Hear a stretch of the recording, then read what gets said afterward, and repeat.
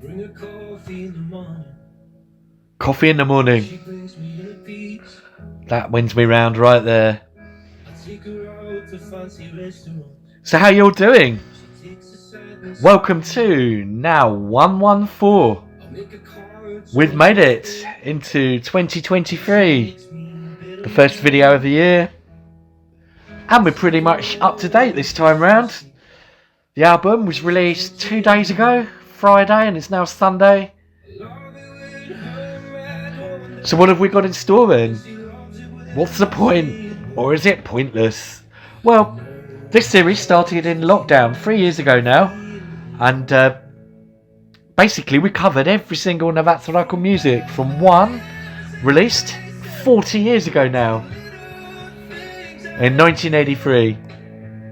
And 114 volumes later and 40 years later, which is, I'm trying to do maths, how many songs? About, well, there's 50 on this volume, there were 30 on the original, so let's say an average of 40.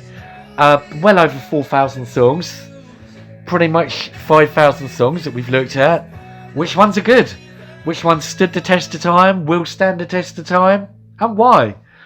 And it's not just what I think, it's what you guys think as well, so feel free to comment and give me your opinion, your verdict on these tracks. I'm just here to get the ball rolling with some thoughts, and I'm fascinated to know what everyone else thinks, because it's a kind of group thing with these nows. We all have our different musical tastes, but the Now Music series, which is still going strong, it kind of, it's what I call a gestalt. It's a kind of overview of where we all stand. So you're not going to like every song on here, but you'll probably like at least one or two. And I'm interested to know which ones and why. Let's get straight down to business for the 114th time. And it's absolutely not the first time that Lewis Capaldi has kicked things off. In fact, I believe he did it last time. So that's definitely the hallmark of someone at the top of their game. Always getting pole position on the nows. Despite all that, I'm not a massive Lewis fan. For Lewis Hamilton, I think, talking of pole position. But there's something going on here. It's pretty much just the voice and the piano, certainly, that starts things off. And it's a kind of nice ballad that really could have been on any now from one onwards. It's a bit Billy Joel-esque, if anyway. He kind of oversins it, as he always does. It takes about a minute before we start shouting. So just turn the shouting down a notch, fella, and you'd be sorted. But it's not bad, it's not bad. However, I'm going to crack straight on with the next song. We don't play them all, we'll just play as many as we can, or some of the good ones. Now, a lady that I've really not liked in the past, but then she's had her moments. She's been around for a good 20-25 years now. It's Pink, and this is the first double negative of the album. Never Gonna Not Dance Again. Never Gonna Not Dance Again. Well, you could have just called that Gonna Dance Again, and it would have meant the same thing. It's very 70s. Very, very 70s. Is it really 2023? This sounds like the Nolan sisters to a certain extent. But it's not bad. It's got some nice strings and some gentle disco beats. There's a massive build-up to the chorus. Very, very 70s indeed. It's almost like synthesizers and drum machines haven't been invented yet. Here we go, that big build-up. Bit ABBA even. So it's definitely one of Pink's better, more likeable songs. Never really had her down as a disco diva, but she does it well here. And it's got a good vocal performance. And bearing in mind how annoying I've found some Pink stuff, I don't find this one remotely annoying. It's a really good song. So good stuff. Now, talking of annoying singers, Meghan Trainor. Is she still around? I thought she was a flash in the pan from about 2015. But she's still here. Yeah, she's definitely critically reviled. There's an awful lot of sort of hate for her stuff. Not really her as a person, just her songs. If you look at worst songs of 2015, 2016, you'll find they're dominated by Meghan Trainor songs. There's always something kind of interesting about her stuff, even though it does have a massive cringe factor. What was that one she did? All About the Bass or whatever, as in the arse. We're still in the 70s with this one, Made You Look, if not 60s even. It's got lots of horns, which sound like real ones, rather than awful MIDI synth brass. If it is some synths, they've done very well in getting an authentic sound in there.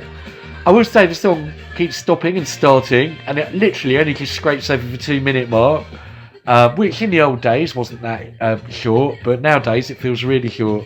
It's not bad, it's not bad. Could be worse. Now, The Weeknd teams back up with Ariana Grande. Die For You.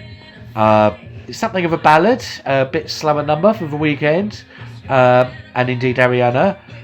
It's immaculately produced and it's angelically sang.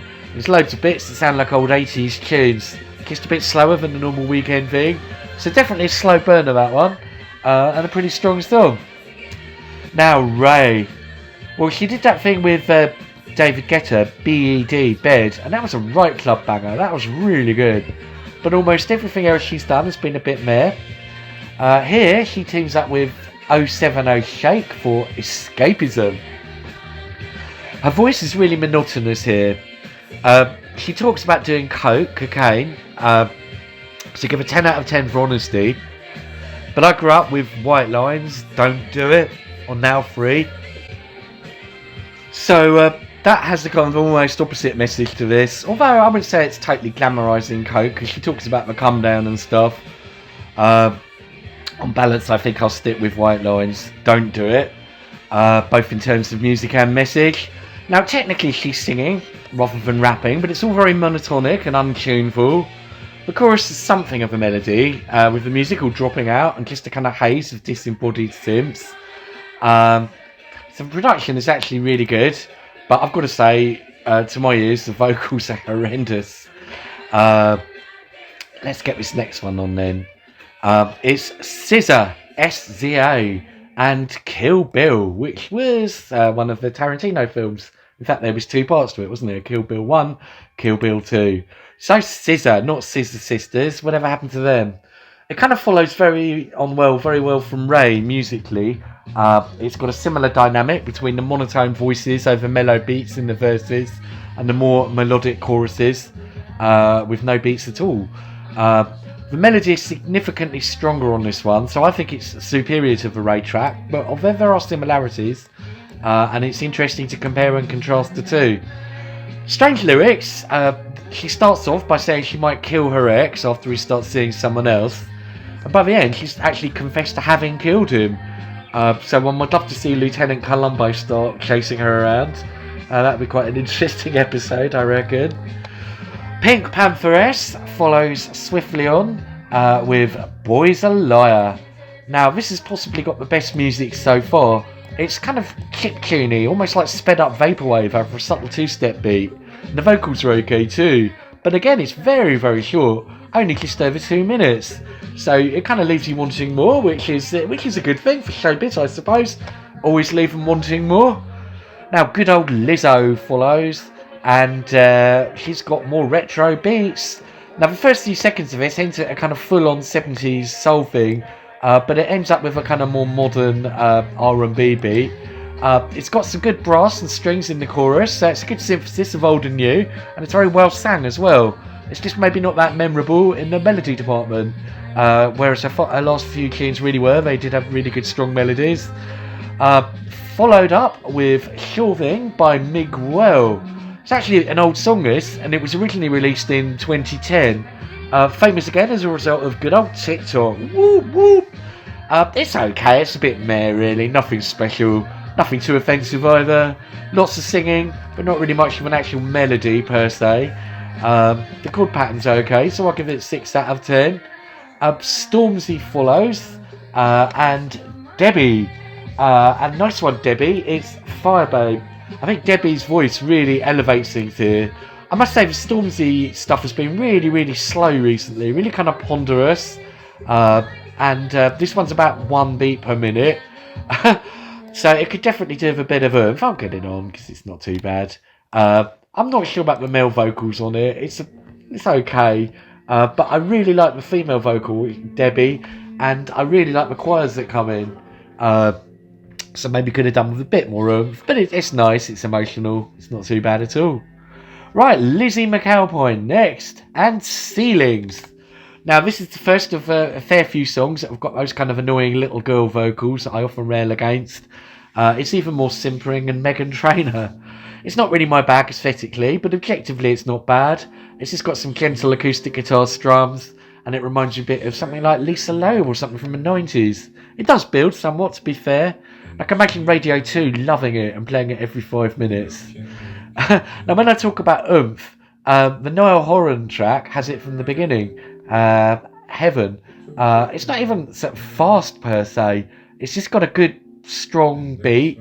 On top of which Niall provides some decent vocals and instrumentation. And it's a dynamic song with a live band arrangement, given the kind of spacey production. And it's pretty rousing, and it's uplifting, so I like it. Now, I'm saying this Stormzy one kind of lacks oomph, as you can hear, there's hardly anything to the beat. So let's compare and contrast with Niall. It's not bad, the Stormzy one, Fire Babe, but it's hardly fire starter. And really, most credit goes to Debbie for her vocal contributions. Compare and contrast with Niall Horan and Heaven. Wait for the beat. Okie dokie. We follow this one up with someone else who I've kind of often sort of slagged off. It's Mimi Webb and Red Flags. I've never liked her voice, and it makes it a struggle from the very beginning. Now, the beats aren't too bad on it. They're actually quite interesting, but her grating voice smothers them, so it's really not worth the effort. Talking of little girl voices, it's Tate McRae, and she teams up with good old Tiesto. So we're definitely in the kind of annoying vocals section of the album. I've kind of long ago given up on Tiesto doing anything good, as I've expanded on length that his old trance stuff was so good, and his pop stuff's just not been anywhere near as good. But here, that he's almost hinting at some of his old trance things. Certainly some of the synth stabs, more of which later. And it's got some quite interesting rhythmic flips. Don't like Tate's voice, so it's still kind of a miss, but not by far. And it does feel like maybe Tiesto's edging back to the kind of stuff I do like. Give him a few more tunes and he might even get there. Now, artist name of the album so far, Oliver Tree. What a great name. Oliver Tree. And Robin Schulz. And Miss You. Strange one, this. I really like that name, Oliver Tree. So it's got me interested. Don't really like the vocals. They're a bit obnoxious and over loud in the mix. But once the beat comes in, it's like ridiculously fast. It's almost like it's nicked all those missing beats per minute from Stormzy and put them in here. It must be at least 140 beats per minute, which for a kind of pop format's actually pushing it a bit. Even though in general I really like hard dance music and fast stuff. So maybe without the vocals it might have worked better as an underground club anthem. And there is an instrumental section from about 2 minutes 40, and you get a flavour of how much better it sounds without the vocals. It's got that kind of Scottish dance vibe that they seem big on. I don't know if it is, but it sounds like it. I'm sure it's very popular out there. Okay, Joel Corry and Tom Grennan. First of two appearances to Tom Grennan, and I shall get this one on. This is Lionheart, and yeah, this is just about right really in terms of tempo. It's not as fast as that Oliver Tree one. It's back to the 120s, I would say. But what's also interesting is it's got similar kind of sounds to those Tiesto stabs. And it's kind of a bit of an old school trance thing going on. And it's got all the sort of house pianos and stuff. Joel Corry's done some really good club stuff recently, been a big fan of it. I'm not sure about Tom Grennan's vocals in this context. Generally speaking, I think women do better vocals for this stuff than blokes. But you know, not always. See, doesn't that sound a bit more like the classic Tiesto sound? And this kind of gives an idea of maybe what Tiesto should be doing. Although he might argue he was doing it 20 years ago and he's moved away from it. I like this one anyway. That's Joel Corry. Not forgetting Tom Grennan. Now, one of the best songs on the whole album actually, by a surprising source, and I'll get it stacked up, is Kid Laroi and Love Again. Now, what's so good about it? Well, it's very brave. It's got no drums whatsoever. No beats whatsoever. But that doesn't make it down tempo. It's still pretty fast. It's still pretty up tempo. Let's get it on. In fact, it's very brave in terms of the arrangement. because it's pretty much just vocals and acoustic guitar. You've got some kind of production in there. You've got some very soft, subtle keys and strings, but they're all buried nicely deep in the mix. And why does this one work so well? Because the song's good. It's got a really good melody. It's not overproduced. It's not oversung. It just is what it is, really. It's very zen-like in that respect. And as such, yeah, less is more. I often say that. Good one. Good one. Kid Laroi, Love Again. Tom Brennan is back only just a second later. More kind of on his home turf with this one. And it sounds a bit like Lewis Capaldi. It's kind of a bit less shouty. It's called Here. It's a bit overbearing because it's still a bit shouty. But it's not bad. It's just a bit kind of wearing. That's Tom.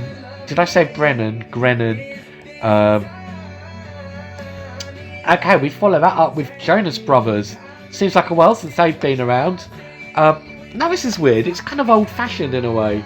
And it's got these old-style vocoders and Rhodes pianos. But for some reason, I'm kind of reminded of the kind of general groove and beat of Kissing with Confidence, which was on Now One. It's not really very similar at all, but it just kind of... There's a slight resemblance there. I kind of like the upbeat verses more than I like the downbeat choruses.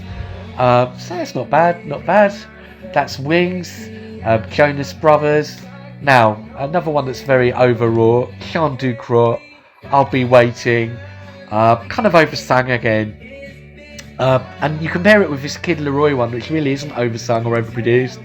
It's just voice and guitar, and it works better because the song's better. The Chant du Crot one's got this kind of big bombastic production, and it kind of disguises the actual mediocrity of the song itself. This one doesn't need that overproduction to succeed because it's a good melody. The Chant du Crot one, yeah. Ditto, Dean Lewis. Got more big bloated vocals. Not too bad.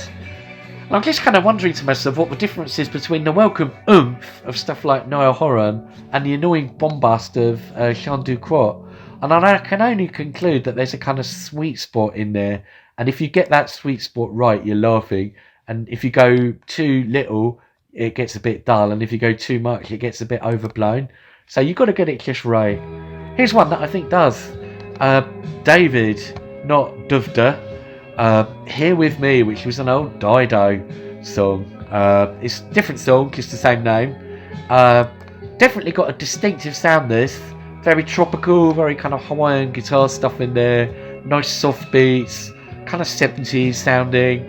I don't think the vocals are particularly brilliant, but they're not too overwrought. I think the main thing about this one that makes it good is the chord pattern. And I must say, it does resonate with a lot of people. A lot of people seem to like this and feel it. So it's definitely one of the better tracks on here. Okay, we follow this one up with, let me get this right, Be-Bad Doobie and the Glue song. Where on earth are we going with this volume?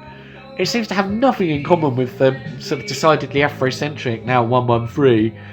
This is totally run a million miles from that direction. We haven't even had a single Ed Sheeran song yet, whereas we'd had about 10 million on side one of the last disc. Boo-hoo indeed. Now this Be-Bad Doobie Glue song, it kind of reminds me a bit of Aurora, who did that Half a World Away thing. The vocals are a little bit Little Girl, but they're not too bad. What makes it really above average is the violin. I gather it's played by her, and it's got this amazing violin all over it, with just some subtle guitars, or is it even a banjo or something? So really good violin, best violin on the album, and it's good to have it on a tune. That's Be-Bad Doobie. Now Lana, not Lana Nini Nunu, which would follow well from Be-Bad Doobie. Do you remember Lana Nini Nunu? If we've got Now 14, you might. It was basically French and Saunders and Kathy Burt with Bananarama, and they did a comic relief version of Help.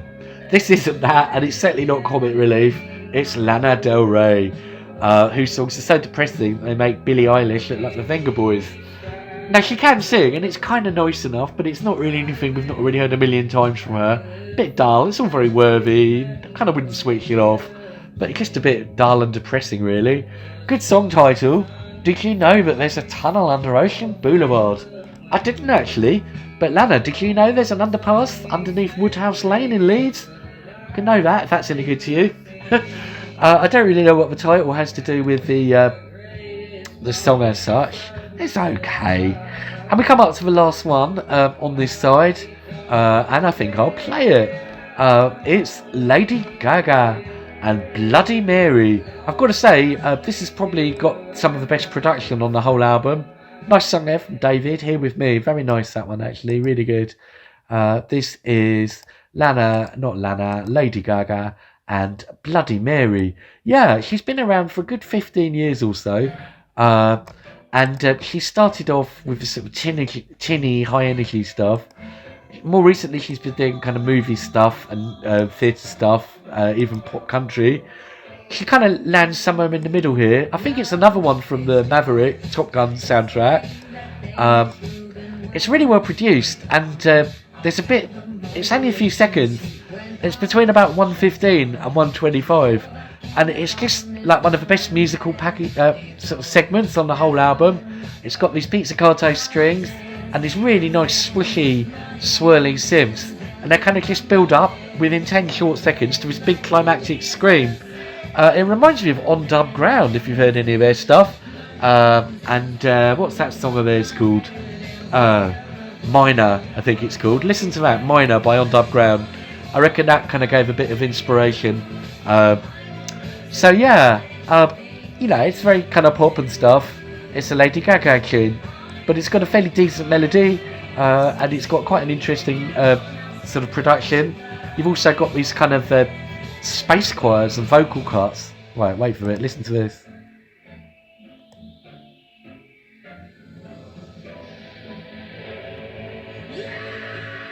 Yeah, that's great. So best 10 seconds so far. Anyway, that's side one. I've rattled through it. What have been the highlights so far? Well, this is one of them. I like the Baba DB one. David was good. I think the Kid Leroy is probably the best so far. Joel Corey is probably the best clubby one. Weeknd and Ariana was good. The Scissor one's interesting. Pink was surprisingly good. Even Megan Trainor had her moments. Noel Horan was pretty good. Lizzo was alright. So yeah, some good stuff so far. I don't think any real disasters. We'll crack on shortly with disc 2.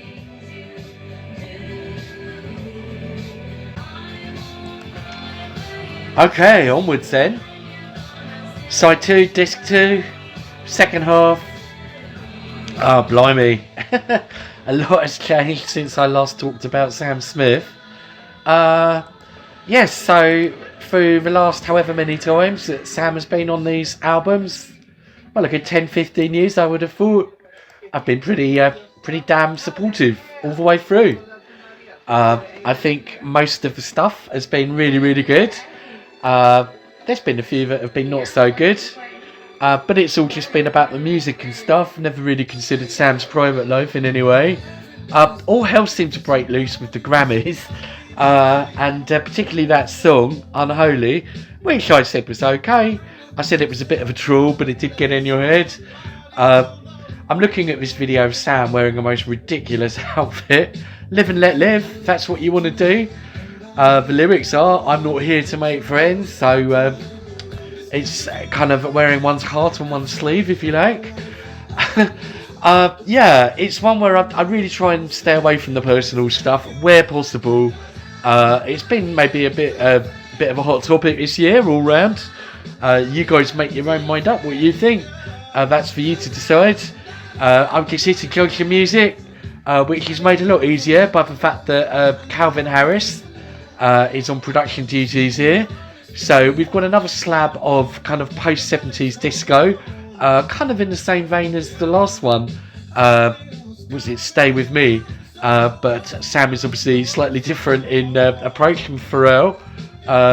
It's good. It's a good song. It certainly does what it says on the tin. Yep, so musically speaking, I'm a fan. And really, that's what I care about most of all. Right, not so much of a fan of the next one. In fact, it's god awful. It is Rema and Selena Gomez and Calm Down. Well, I don't really want to calm down. I want to get angry. No, I don't really. Life's too short. but it's just Rima's vocals are bloody awful. And it's the first time I've heard the word shorty in a song for about 15 years. It's utterly gibberish, certainly the Rima bits. Just piss poor lyrics, no melody. Now, Selena Gomez does have a good voice, and there is some kind of melody going on with her bits. There's some nice elements in the music, like the strings, but it's just the kind of wrong style. If it had been a solo Selena Gomez song in a totally different genre, it would have been 10 times better. Rima could do one as far as I'm concerned, only ruins this song. Now hold on to your hats, folks, it gets a bit ropey. There's a few highlights, but there's a lot of not very good songs now. Maybe I'm wrong, you tell me if I got it wrong, but Coi Leray is garbage, really, from my perspective. I'm really not feeling it. Kind of sounds like Beyonce at the wrong speed. It's really unoriginal, it hasn't got a proper tune, and it's supposedly a club tune, but the beat actually kind of stops about 30 seconds in. It's not even 2 minutes long, so at least it's short, which is a saving grace. Probably the worst song so far. Now, we've got a weird one now. It's Metro Boomin, The Weeknd, and 21 Savage, and Creepin'. I'll get a bit of this on. So there we go. That was Sam Smith and crew, and I'm not here to make friends. Yep, Metro Boomin, The Weeknd, and 21 Savage. Now, you've got to give Enya, remember her? Who probably hasn't had a hit for a good 35 years. You've got to give her props for a song called Bodicea, which was actually recorded in 87. And that's the genesis of probably more commonly known as Ready or Not music from the Fugees. But that's where this backing comes from originally. It's been around the block, it's been here, there and everywhere. The vocal melody on this comes from a tune called I Don't Wanna Know by Mario Winans, which dates from 2004. And it's reinterpreted here by The Weeknd. It's a really, really good vocal performance. This is The Weeknd absolutely just doing what he does best. Really, really good singing. The rap is a bit pointless, but it's easy to edit out if you've got Audacity or Logic or something. So scrap the rap. Just listen to The Weeknd singing over this Enya music.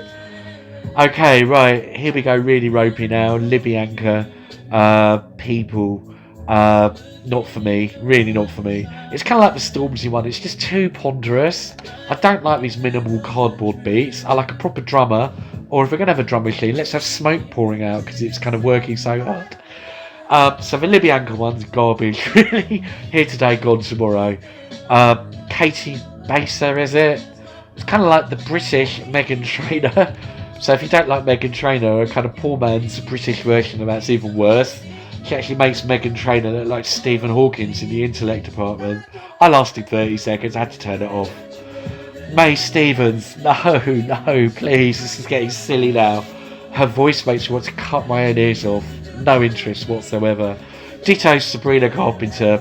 It's kind of the fourth unappealing vocalist in a row. Libyanka, Caity Baser, Mae Stevens and Sabrina Carpenter. God help us. Can we have someone likeable, please? Yes, there are some likeable people coming up, so don't worry, hold on. But not that one. It's a total non-song. Another shit vocal from Venby, or is it Goddard? Messy in Heaven. It's the second song on the album about cocaine, and maybe that explains sort of some of the shitness of the vocals, because if you've ever been around anyone under the influence of cocaine, it totally, basically screws up their music taste. You listen to shit music on coke. I've DJ'd to people on coke and it's not fun. They've got no interest in the music whatsoever, and that explains how these vocals just ruin otherwise good D&B. The music is really nice. There's got to be an instrumental version of it. If you're going to take drugs, just do psychedelics or something like DMT or mescaline. Stay clear of coke. I got that message in 1984 from Grandmaster Flash, and nothing's changed my mind in the interim. Skrillex is back with Fred again. Wow, I thought we'd long seen the last of Skrillex. Should we get a bit of this one on? Because it's been a while, and it's almost like dubstep again. It's been a very long time since we've had anything in that kind of realm. There's an awful lot going on with it. It's certainly complicated. It's got lots of different kind of beat segments and stuff. It's got different bits of vocals. It's got some good bass sounds on it. After the last few songs, not including the brilliant Weeknd one, it's actually got some decent drum programming. Listen and compare. It's a bit gimmicky somehow. It feels like one big gimmick, but it is unpredictable and it's interesting, and it's got some good kind of helicopter and plane sounds. Not sure about those sped up voices, but this bit's okay. It kind of keeps stopping and starting, but it's not bad actually. Really not bad. That's Skrillex and Rumble. Okay, Central C. Nah, back to shit again. Let go. No interest. Nathan Dorr with Bruce E. Now, Nathan Dorr's made some certified bangers in his time. Bruce E tells us he's from Nottingham, which is nice. Kind of a bit nearer here. I'm up in Leeds, so he's kind of nearer here than London. It's nice to have something that's not all about London. I always like a bit of local culture in songs. It's kind of garagey, and it's a bit of a different sound from Nathan Dorr, who's a very, very good producer indeed, and it's good that he's doing something different. I don't like it as much as 21 Reasons, which I thought was one of the best club bangers of last year. But yeah, it's interesting. Not bad at all. Now, I think we've got Song of the Album coming up. This one gets everything right. Good music, good vocals, just everything you want in a good tune. All condensed down to 3 minutes 24. It's sub-focus and dimension, ready to fly. This has got really good vocals, and this is how vocals should sound on a D&B tune. Firstly, it's got an actual tune. It's not just singing, there's an actual melody there as well. It's not obnoxious, but it's uplifting and transcendental and kind of likeable. And it's nicely bedded in the mix. It's not too loud. The beats on this, when they come in, are really, really good, as is the bass. And it's kind of much needed tonic after a pretty lame side so far. These twinkly arpeggios are nice and atmospheric. And throughout the tune we get lots of ambient pads and stuff before these amens come in, and the hardcore pianos. Even if we get that far, I'll try and keep it playing, about 2/3 of the way through it switches up from pure D&B into kind of more hardcore breaks, or is it breakbeat hardcore? Either way, it's a kind of really fast 4 on the floor that lends more to happy hardcore than D&B. So this song's got it all really. Yeah, I'm bopping along to it. Pretty much Song of the Album. I think it's got to be this really. But we'll go through the rest of it. There might be something that kind of comes up there. Another good one now from Jax Jones and Callum Scott. Jax had a bit of a checkered history from my perspective. Some of the original stuff wasn't brilliant, but then we had some real bangers. This is a good one. It's got this kind of guitar sound that reminds you a bit of Mr. Vane by Culture Beat or something from the 90s. And all in all, it's a good pumping, uplifting groove, and the vocals from Callum Scott are good. So that's a good one. That's Whistle. Switch Disco featuring Ella Henderson and React. She's pretty good all in all. She did that kind of oversang ballad, but when she does the club stuff, it's normally really good. And this is another good club tune. And it's built around the piano from Children by Robert Miles. Not for the first time. Someone else used it a few hours ago, didn't they? And it's done really well here. So I'd definitely put this one in the mix. Watch this space. That's Switch Disco. And I would play it, but I want to play you these hardcore beats, which are about to come in. Maybe I'll stack it up next. In the meantime, KSI and Oliver Tree again. Tremendous. Well, KSI certainly knows how to come up with something pretty classy. This is no exception. It's not exactly the best song of all time, but it does get into your head. It has got a really strong chorus, and it's got some really good choir vocals. Here we go. Here's that hardcore beat. Yeah, interesting. Do you remember I said that the other Oliver Tree one was a bit too fast? Well, this goes beyond that to actually being even faster than that, to actually more acceptable again. I don't quite get how that works. It's all about sweet spots, isn't it? Yeah, this is very interesting for now. Really good, really good. So this is Sub-Focus and Dimension. Yeah, let's get a bit of we'll get a bit of Switch and Ella on. So I don't really want to cut that short, but we're nearly at the end. Yeah, let's do it now. Switch Disco and React, and after this I'll try and stick a bit of KSI on. Yeah, KSI and Oliver Tree, good tune. Kind of want to play it, but I've just stuck this on. We'll get a bit of this and then we'll stick that on. Now it's our old friend Ellie Goulding. It's been a very long time. It feels like it. Like a saviour. What happened to you, Ellie? We need you more than ever with some of these appalling vocalists. You're always really good on the vocal front. This is a pretty good dance pop song. Good to have you back. It's well sung. Compare and contrast what makes Ellie's vocals nice and listenable. And it's got some nice kind of almost flute sort of sounds over a nouveau disco groove. So that's Ellie Goulding and Like a Saviour. Yep, bit of Switch Disco there, and React featuring Ella Henderson. And I just want a bit of a KSI one featuring Oliver Tree. Who's that artist of this album? And yeah, voices. So we get a bit of this one on. Now, Ellie is followed by Years and Years and 100% Pure Love. Apparently it was from a Target commercial, but we'll try not to let that put us off.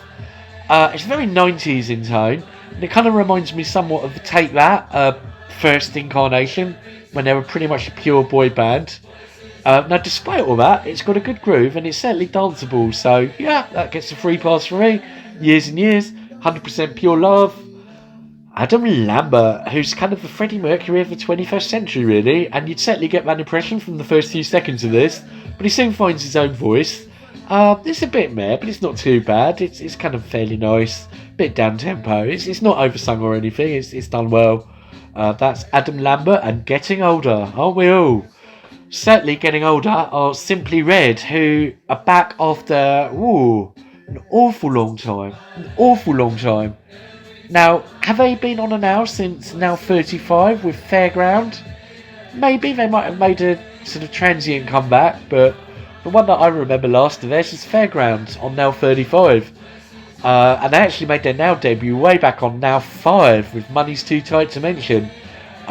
This one, it's okay, Better With You. It's a bit dull really, a bit drippy. Not too bad, but it's not one of their best.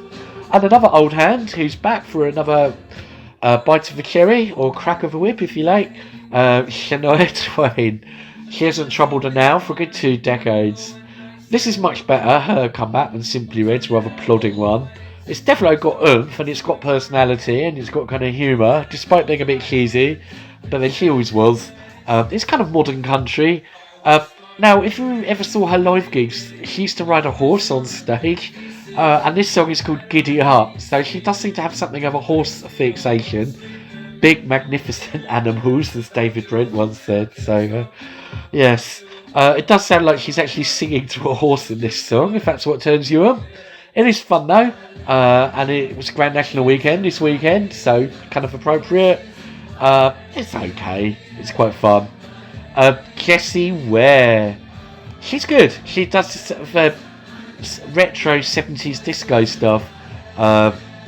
She does it effortlessly. She did that thing with Kylie. This is just her on her own. It's pretty camp, like a lot of her stuff, but it is authentic, and it's a very good kind of genre exercise, if you like. That's Pearls from Jessie Ware. Churches, really good beat on this. It kind of reminds you of Prince's When Doves Cry. I like the snare sound, and I like her voice. And again, it's another singer who's not annoying. Can be really good. Critical thinking. Although I also get with vocals, it's very personal. Some people find certain singers really good. Some just find them annoying. What do you think? Always interested in your opinions. I really am. Let's get this next one on then. It's Paramore and Running Out of Time. Which we are, because we're on the second last track. Paramore have appeared on one of these before. A few years ago now. Probably about 15 years. And I seem to remember it was a pretty good song, as is this one. It's certainly one of the most inventive songs on here. It's not cookie cutter at all, it's pretty adventurous. Really, really good live drumming on this. Great live drumming. And it's a really welcome contrast to some of the sort of really minimal, dull, kind of almost non-existent beats, like on the Stormzy stuff. Get a drummer, Stormzy. Get yourself a drummer. Get them doing some stuff like this, paradiddles or whatever. And you can't go wrong. It's also got nice tight guitars and interesting vocals on this, so I'm a big fan. I like it. And finally, Noel Gallagher's High Flying Birds. And it's been a long time since we've had Noel. We had Liam fairly regularly through the last few volumes. If we cast our mind back, the first time the Gallagher brothers appeared on a Now was actually Now 29, I believe, with Cigarettes and Alcohol. As Oasis, in the last few years, they've never been seen in the same time, in the same place, together. It's always either one or t'other. This time it's Noel. And it actually sounds a bit more like Oasis than the Noel stuff, which is a bit more different. It's still pretty good. It's kind of mock psychedelic, if you like. It's got some organs and sort of guitars in there.